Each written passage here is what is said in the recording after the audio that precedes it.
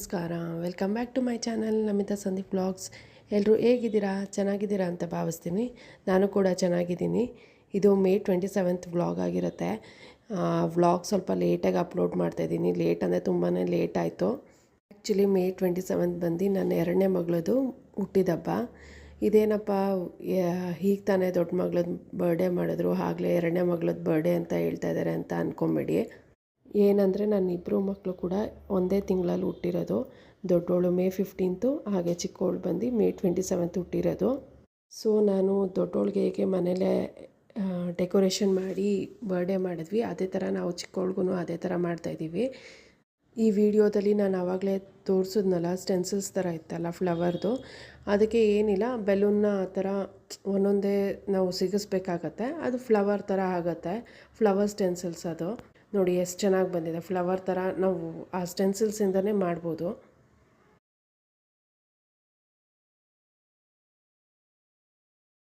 ಅಮ್ಮ ಅತ್ತೆ ಇದ್ದರು, ಬಟ್ ಅವ್ರಿಗೆ ಇದು ಡೆಕೋರೇಷನ್ ಎಲ್ಲ ಅಷ್ಟು ಮಾಡೋದಕ್ಕೆ ಬರಲ್ಲ ಅಲ್ಲ. ಸೊ ಅದಕ್ಕೆ ನಾನೇ ಮಾಡ್ಕೊಳ್ಳೋಣ ಅಂತ ಅಂದ್ಕೊಂಡೆ. ಮಕ್ಕಳನ್ನ ನೋಡಿಕೊಂಡ್ರೆ ಸಾಕಲ್ವಾ, ನಾವೇ ಎಲ್ಲ ಮಾಡ್ಕೊಂಬಿಡ್ಬೋದು. ಮಕ್ಕಳನ್ನ ನೋಡ್ಕೊಳ್ಳೋದೇ ಒಂದು ದೊಡ್ಡ ಟಾಸ್ಕು. ನಾನಿಲ್ಲಿ ಯೂನಿಕಾರ್ನ್ ಥೀಮಲ್ಲಿ ಬರ್ಡೇ ಡೆಕೋರೇಷನ್ ಮಾಡೋಣ ಅಂತ ಅಂದ್ಕೊಂಡಿದ್ದೀನಿ. ಕೇಕ್ ಕೂಡ ನಾನು ಯೂನಿಕಾರ್ನ್ ಥೀಮಲ್ಲೇ ಮಾಡಿಸಿದ್ದೀನಿ, ಮುಂದೆ ತೋರಿಸ್ತೀನಿ ವಿಡಿಯೋದಲ್ಲಿ. ನನ್ನ ಮಕ್ಕಳು ಇಬ್ಬರು ಡಿಸ್ಟರ್ಬ್ ಮಾಡೋದೇ ಆಗೋಯಿತು. ಅದು ಎತ್ಕೊಳ್ಳೋದು ಇದು ಎತ್ಕೊಳ್ಳೋದು, ನನ್ನ ಎಲ್ಲ ಮಾಡುವಾಗ ಎತ್ಕೊಂಡು ಹೋಗೋದು ಎಲ್ಲ ಮಾಡ್ತಾಯಿದ್ದಾರೆ. ತುಂಬ ಡಿಸ್ಟರ್ಬ್ ಮಾಡ್ತಾನೆ ಇದ್ದಾರೆ. ಬಟ್ ಆದರೂ ಓಕೆ, ಮಕ್ಕಳಲ್ವ, ಏನೂ ಮಾಡೋಕ್ಕಾಗಲ್ಲ. ನಾನೇನು ಫುಲ್ ಗ್ರ್ಯಾಂಡಾಗಿ ಡೆಕೋರೇಷನ್ ಮಾಡಲಿಲ್ಲ, ಸಿಂಪಲಾಗೆ ಡೆಕೋರೇಷನ್ ಮಾಡಿದ್ದು. ಏನಂದರೆ ಕಾನ್ಸೆಪ್ಟ್ ಥೀಮಿಗೆ ಮ್ಯಾಚ್ ಆಗಬೇಕಾಗಿತ್ತು. ಸೊ ಅದೊಂದು ಮೈಂಡಲ್ಲಿತ್ತು. ಅದ್ರ ಬೇಸಿಸ್ ಮೇಲೆ ನಾನು ಡೆಕೋರೇಟ್ ಮಾಡ್ತಾಯಿದ್ದೀನಿ. ನಾನೇನು ತೀರಾ ಗ್ರ್ಯಾಂಡಾಗಿ ಏನು ಮಾಡಿಲ್ಲ.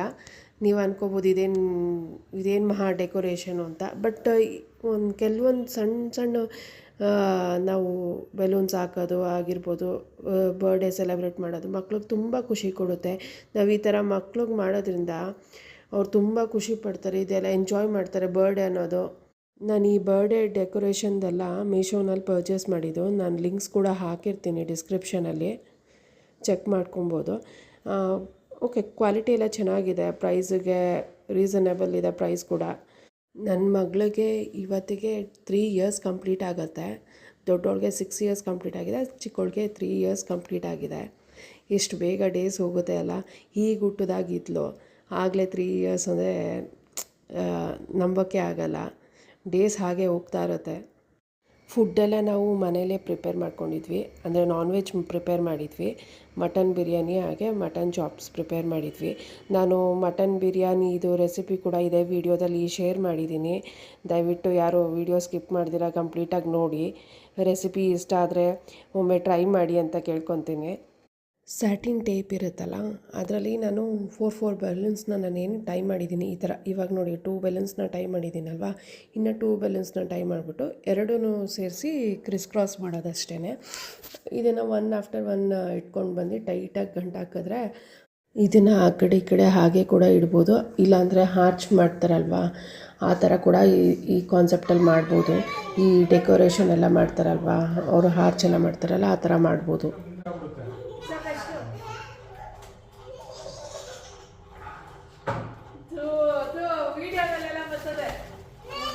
ನಾನೇನು ಬೆಲೂನ್ನ ಟೈ ಮಾಡ್ಕೊಂಡಿದ್ದೆ ಅದನ್ನು ನಾನು ಟೇಬಲ್ ಕಾರ್ನರ್ಗೆ ಇಟ್ಟು ಅದರ ಮೇಲೆ 3 ಸ್ಟಿಕ್ ಮಾಡಬೇಕು ಅಂತ ಅಂದ್ಕೊಂಡಿದ್ದೀನಿ. ಸೊ ಫೈನಲಿ ಡೆಕೋರೇಷನ್ ಕಂಪ್ಲೀಟ್ ಆಗಿದೆ. ನೋಡಿ ಹೇಗೆ ಕಾಣ್ತಿದೆ, ಸಿಂಪಲಾಗೆ ಮಾಡಿದ್ದೀನಿ.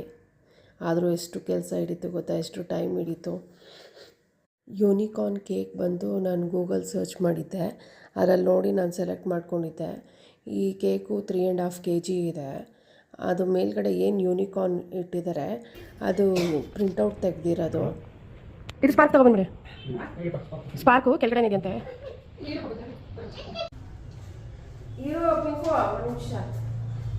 ಅದೇ ಕ್ಯಾಂಡಿಡನ್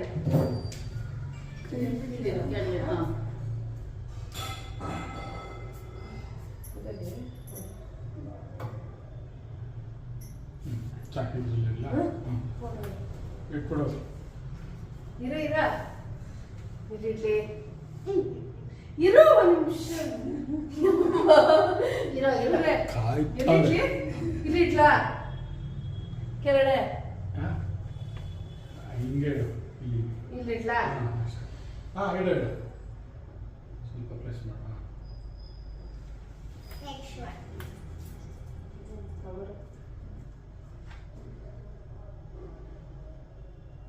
ಪ್ರೆಸ್ ಮಾಡು ಚೂರು. ಸಾಕಾ? ನೀವು ಆ ಕಡೆ ನಿಂತ್ಕೊಬಿಡಿ.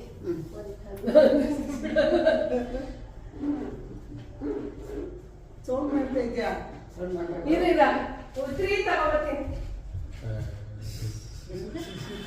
ಅಲ್ಲ ಕರೆಕ್ಟ್ ಫೀಲ್ ಇಲ್ಲ. ಇಲ್ಲ ಐತೆ ಅದು ಕ್ಯಾಂಡ್ಲ್ ಐತಂತೆ. ಚಾಕು ನನ್ ಕುಯ್ಬೇಡ. ಇದೆ ಜೋಡ್ಸೋದು ಐತೆ. ಕೈ ಬಿಡ್ಲಾ? ಆ ಜೋಡ್ಸೋದು ಅಜ್ಜಿ ಐತೆ ಬಿಡ. ಎಲ್ಲೂ ಅಜ್ಜಿ ಎಲ್ಲಿಡ್ಲಿ? ಅವಳು ಉಫ್ ಹೆಂಗಂತಾಳೆ?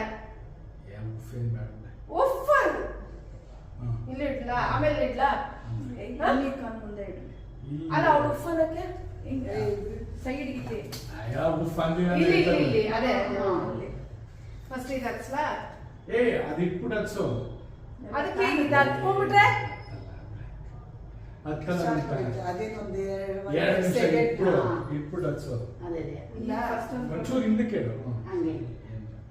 ಫೋಟೋ ಕಾಣಿಸ್ಬೇಕಲ್ಲ? ಇದು ಕಾಣಿಸ್ತಿದೆಯಾ? ನೀವೆಲ್ಲ ಅಡ್ಡ ನಿಂತಿದ್ದೀರಾ? ಇಲ್ಲ ಇಲ್ಲ ನನ್ನ ಕ್ಯಾಮ್ರಾದಲ್ಲಿ ನೋಡ್ತಾ ಇದ್ದೀನಿ.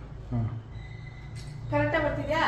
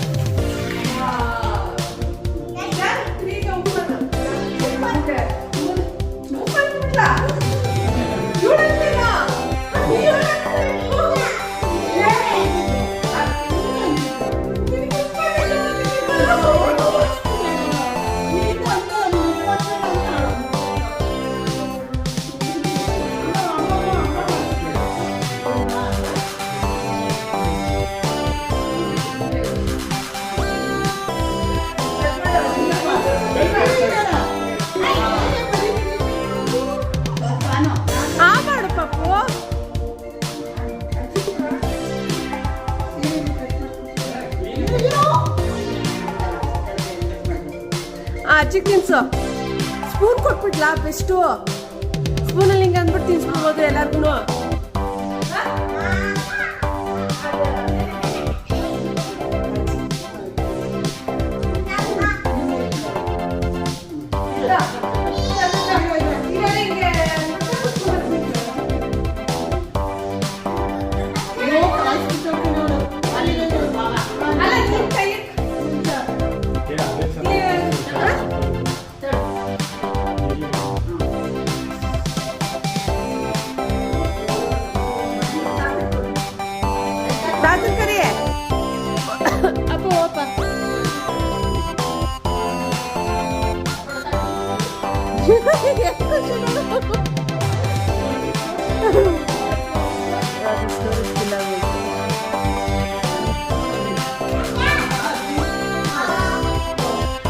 ಅಮ್ಮನ ಕೈ ಕೊಡಪ್ಪ.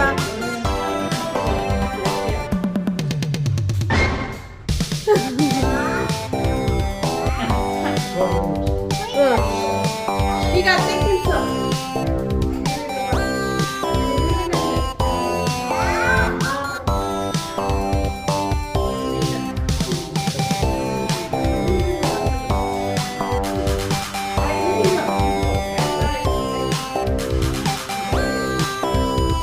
ಪಕ್ಕದಲ್ಲಿಡ.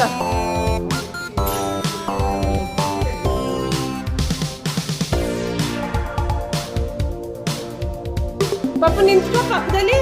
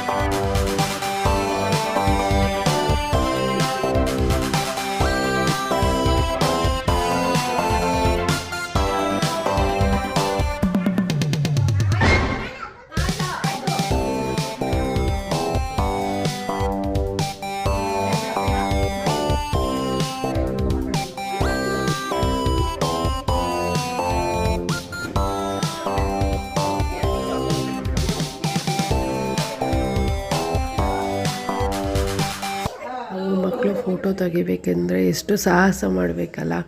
ಸರಿಯಾಗಿ ಕೋಆಪ್ರೇಟೇ ಮಾಡಲ್ಲ, ಅಲ್ಲಿ ನೋಡೋದು ಇಲ್ಲಿ ನೋಡೋದು, ಒಂದು ಸ್ಮೈಲ್ ಕೊಡಲ್ಲ, ಏನೂ ಇಲ್ಲ. ಆದರೂ ತುಂಬ ಕಷ್ಟ ಮಕ್ಕಳನ್ನ ಹ್ಯಾಂಡಲ್ ಮಾಡೋದು. ಫೋಟೋಸ್ ಎಲ್ಲ ಚೆನ್ನಾಗಿ ತೆಗಿಬೇಕಂದ್ರೆ ತುಂಬಾ ಕಷ್ಟ ಮಕ್ಕಳನ್ನ ಇಟ್ಕೊಂಡು. ಊಟಕ್ಕೆ ನಾವು ಮಟನ್ ಬಿರಿಯಾನಿ ಹಾಗೆ ಮಟನ್ ಚಾಪ್ಸ್ ಮಾಡಿದ್ವಿ. ನಾನಿಲ್ಲಿ ಮಟನ್ ಬಿರಿಯಾನಿ ರೆಸಿಪಿನ ಶೇರ್ ಮಾಡ್ತಾಯಿದ್ದೀನಿ. ನಾನಿವಾಗ 2 kg ಮಟನ್ ತೊಗೊಂಡಿದ್ದೀನಿ. ಒಂದು ಮಿಕ್ಸಿ ಜಾರ್ಗೆ ನಾನು ಬೆಳ್ಳುಳ್ಳಿ ಹಾಕ್ಕೊಂಡಿದ್ದೀನಿ, ಶುಂಠಿ ತೊಗೊಂಡಿದ್ದೀನಿ, ಹಾಗೆ ಹಸಿಮೆಣ್ಸಿಕಾಯಿ ಹಾಕ್ಕೊಂಡಿದ್ದೀನಿ. ಖಾರ ನೋಡಿ ಹಾಕ್ಕೊಳ್ಳಿ, ಹಸಿಮೆಣ್ಸಿಕಾಯಿ, ಚಕ್ಕೆ, ಲವಂಗ ಹಾಕ್ಕೊಂಡಿದ್ದೀನಿ. ಹಾಗೆ 1 ಹ್ಯಾಂಡ್ಫುಲ್ ಆಗೋಷ್ಟು ಕೊತ್ತಂಬರಿ ಸೊಪ್ಪು, ಪುದೀನ ಸೊಪ್ಪನ್ನ ಹಾಕ್ಕೊಂಡಿದ್ದೀನಿ. ಈಗ ಇದಕ್ಕೆ ಸ್ವಲ್ಪ ನೀರು ಸೇರಿಸ್ಕೊಂಡು ಫೈನ್ ಪೇಸ್ಟ್ ಮಾಡ್ಕೊಳ್ಳೋಣ.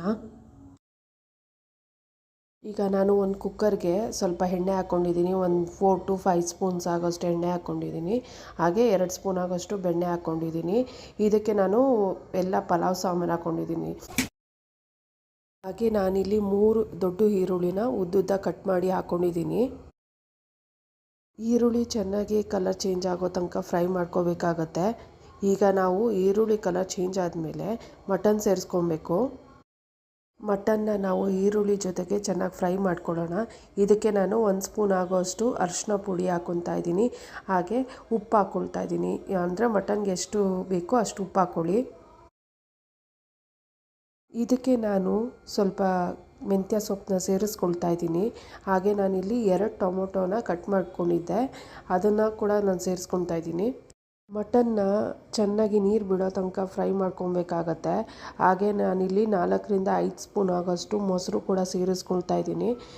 ಮೊಸರು ಹಾಕಿ ಚೆನ್ನಾಗಿ ಫ್ರೈ ಮಾಡ್ಕೊಳ್ಳೋಣ. ಮಟನ್ ಚೆನ್ನಾಗಿ ಬೆಂದಮೇಲೆ ನಾವೇನು ಮಸಾಲೆ ರುಬ್ಬಿಟ್ಕೊಂಡಿದ್ವಲ್ಲ ಅದು ಕೂಡ ಸೇರಿಸ್ಕೊಳ್ಳೋಣ. ಹಾಗೆ ಸ್ವಲ್ಪ ಜಾರ್ಗೆ ನೀರು ಸೇರಿಸಿ ಹಾಕ್ಕೊಳ್ಳೋಣ.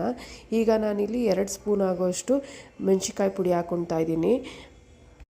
ಹಾಗೆ ನಾನಿಲ್ಲಿ 2 ಸ್ಪೂನ್ ಆಗೋಷ್ಟು ಬಿರಿಯಾನಿ ಪೌಡರ್ ಕೂಡ ಸೇರಿಸ್ಕೊಳ್ತಾ ಇದ್ದೀನಿ. ಅಂದರೆ ನಮ್ಮ ಮಟನ್ಗೆ ಎಷ್ಟು ಬೇಕೋ ಅಷ್ಟು ಖಾರದ ಪುಡಿ ಹಾಗೆ ಬಿರಿಯಾನಿ ಪೌಡರ್ನ ಸೇರಿಸ್ಕೊಳ್ಳಿ. ಈಗ ನಾನು ಇದನ್ನು ಒಂದು 3 ವಿಷಲ್ ತೆಕ್ಕೊಂಡಿದ್ದೀನಿ. ಈಗ ನೀವು ನೋಡ್ತಿರ್ಬೋದು ಮಟನ್ ಎಷ್ಟು ಚೆನ್ನಾಗಿ ಬೆಂದಿದೆ ಅಂತ. ಹಾಗೆ ಎಣ್ಣೆ ಕೂಡ ತುಂಬ ಚೆನ್ನಾಗಿ ಬಿಟ್ಕೊಂಡಿದೆ. ಅದಕ್ಕೆ ನಾನು ಸ್ವಲ್ಪ ಕಡಿಮೆ ಎಣ್ಣೆನೇ ಹಾಕಿದೆ. ಈಗ ನಾನು ಇದಕ್ಕೆ 2 ಸ್ಪೂನ್ ಆಗೋಷ್ಟು ಮೆಣಸಿನ್ಕಾಯಿ ಪುಡಿ ಹಾಕ್ಕೊಳ್ತಾ ಇದ್ದೀನಿ. ಹಾಗೆ ಒಂದು 3 ಸ್ಪೂನ್ ಆಗೋಷ್ಟು ಬಿರಿಯಾನಿ ಪೌಡರ್ನ ಸೇರಿಸ್ಕೊಂಡಿದ್ದೀನಿ. ಅಂದರೆ ರೈಸ್ ಹಾಕಿದಾಗ ಸಪ್ಪೆ ಆಗುತ್ತಲ್ಲ, ಅದಕ್ಕೋಸ್ಕರ ಸೇರಿಸ್ಕೊಂಡಿದ್ದೀನಿ. ಈಗ ನಾನು ಇದಕ್ಕೆ ಅಕ್ಕಿ ಕೂಡ ಸೇರಿಸ್ಕೊಳ್ತಾ ಇದ್ದೀನಿ. ನೀವು ಉಪ್ಪು ನೋಡಿಕೊಂಡು ಸಪ್ಪೆ ಇದ್ದರೆ ಹಾಕ್ಕೊಳ್ಬೋದು. ಅಂದರೆ ರೈಸ್ ಕಂಪ್ಲೀಟಾಗಿ ಕುಕ್ ಆದಮೇಲೆ ನಾನು ವೀಡಿಯೋ ಶೂಟ್ ಮಾಡ್ಕೊಳ್ಳಿಲ್ಲ, ಸೊ ನಾನು ತಟ್ಟೆಗೆ ಹಾಕ್ಕೊಂಡಾಗ ಅದನ್ನು ತೋರಿಸ್ತಾ ಇದ್ದೀನಿ. ನೋಡ್ತಿರ್ಬೋದು ಬಿರಿಯಾನಿ ಎಷ್ಟು ಚೆನ್ನಾಗಿ ಬಂದಿದೆ, ಹುಡಿಯಾಗೆ. ಟೇಸ್ಟ್ ಕೂಡ ತುಂಬ ಚೆನ್ನಾಗಿತ್ತು. ರೆಸಿಪಿನ ಒಮ್ಮೆ ಟ್ರೈ ಮಾಡಿ ಅಂತ ಕೇಳ್ಕೊತೀನಿ. ನಾನು ಇವತ್ತಿನ ವ್ಲಾಗ್ನ ಇಲ್ಲಿಗೆ ಎಂಡ್ ಮಾಡ್ತಾಯಿದ್ದೀನಿ. ವಿಡಿಯೋ ಇಷ್ಟ ಆಗಿದರೆ ಪ್ಲೀಸ್ ಒಂದು ಲೈಕ್ ಮಾಡಿ, ಕಮೆಂಟ್ ಮಾಡಿ. ಹಾಗೆ ಯಾರೆಲ್ಲ ನನ್ನ ಚಾನಲ್ನ ಸಬ್ಸ್ಕ್ರೈಬ್ ಮಾಡ್ತೀರಾ ನೋಡ್ತಿದ್ದೀರಾ, ದಯವಿಟ್ಟು ಸಬ್ಸ್ಕ್ರೈಬ್ ಮಾಡ್ಕೊಂಡು ನೋಡಿ ಅಂತ ಕೇಳ್ಕೊತೀನಿ. Thank you all.